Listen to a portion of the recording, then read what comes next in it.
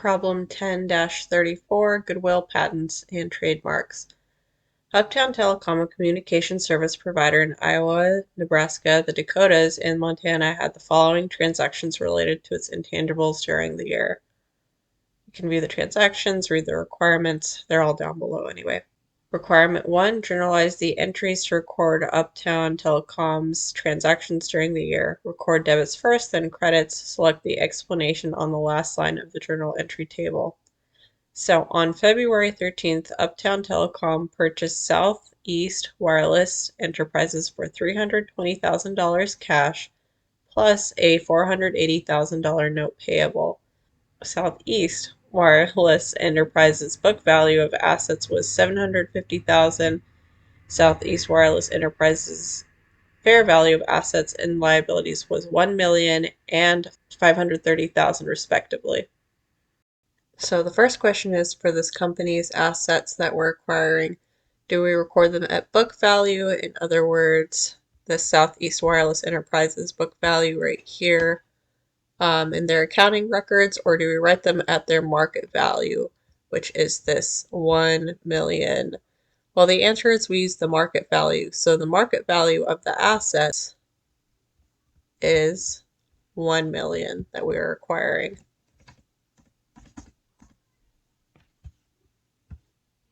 And then we also receive some liabilities, but I'm going to go ahead and skip a line here, and you'll see why in a minute.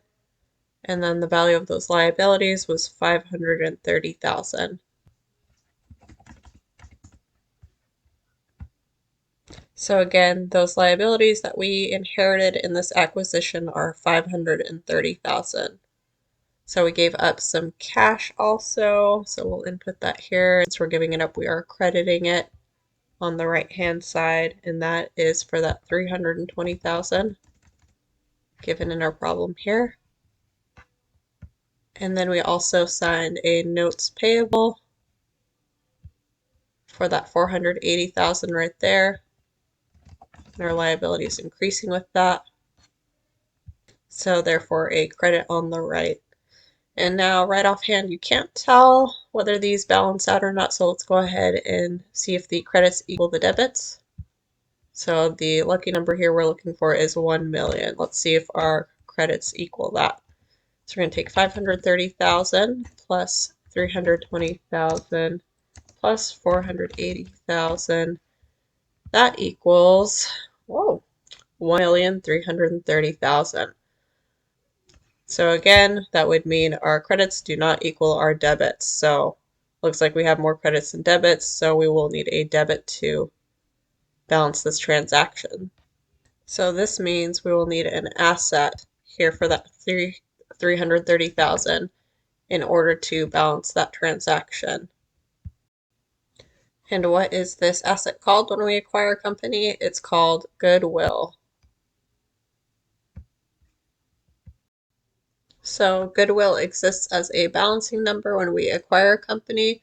So we need an explanation too then at the bottom of this purchase to record the purchase of Southeast Wireless Enterprises. Let's go ahead and check our answer. Excellent. Okay. So on April 1st, we paid $600,000 to acquire a patent. Uptown Telecom believes the patent's useful life will be 10 years. So now we have another intangible asset. And by the way, that goodwill that we recorded in the first transaction is also an intangible asset. So this patent is worth $600,000. So let's go ahead and input that here. We paid cash for it. So $600,000 to increase our asset, and then $600,000 to also decrease an asset since we are paying cash here. And then that's going to be purchase patent with cash. And then we'll have to amortize that later. So let's go ahead and check our answer. Good job. Okay. So now on October 1st, paid $620,000 for the trademark Fast Lightning with a useful life of 20 years. So now we have a trademark, which is an intangible asset. So we will put this under trademark for that $620,000 that we purchased it for. And we used cash for $620,000 there. And that's going to be for purchase trademark with cash. And let's go ahead and check our answer. Fantastic. Okay, moving on. So now on December 31st, record amortization expense separately for the patent and trademark. Start by recording the amortization expense for the patent. You will be asked to record the amortization expense for the trademark in the next step. Do round interim calculations, enter your final answer to the nearest whole dollar. So here's how we're going to calculate the amortization on the patent. So it's straight line amortization, which is going to be the cost minus residual value divided by useful life. So let's scroll back up really quickly to our patent. So we bought it for the $600,000 and the useful life is 10 years. So when we come back down here for that calculation, the cost is $600,000 less the zero residual value because it's an intangible asset, and then we divide it by the 10-year useful life. And that would then give us a full year's worth of amortization expense. But again, we purchased this patent on what date? April 1st.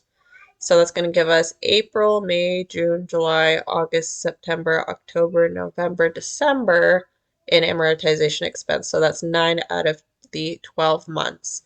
So that total number is going to then be $45,000 of amortization expense in that first partial year. So let's go ahead and input that there. And so that's going to be amortization expense for the patent, since we are doing the patent first. And then we have the patent as the receiving account there that we're taking the value out of since we are doing amortization. So to record amortization expense for the patent is the explanation.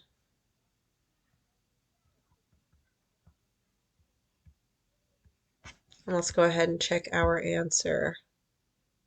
Nice work. Okay. Now we're moving on to the trademark. So record the amortization expense for the trademark. So again, not rounding interim calculations.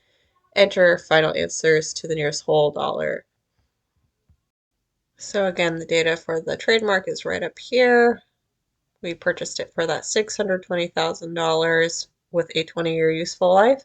So I'll be using that in our formula here. Again, the cost minus residual divided by the useful life.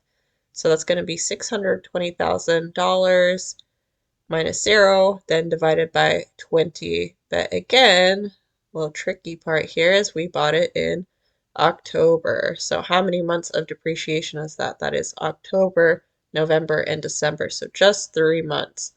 So since we have the whole year amount, we'll go ahead and divide that by 12 and multiply by 3 in order to just get the 3 months worth. And that total number is going to be 7,750.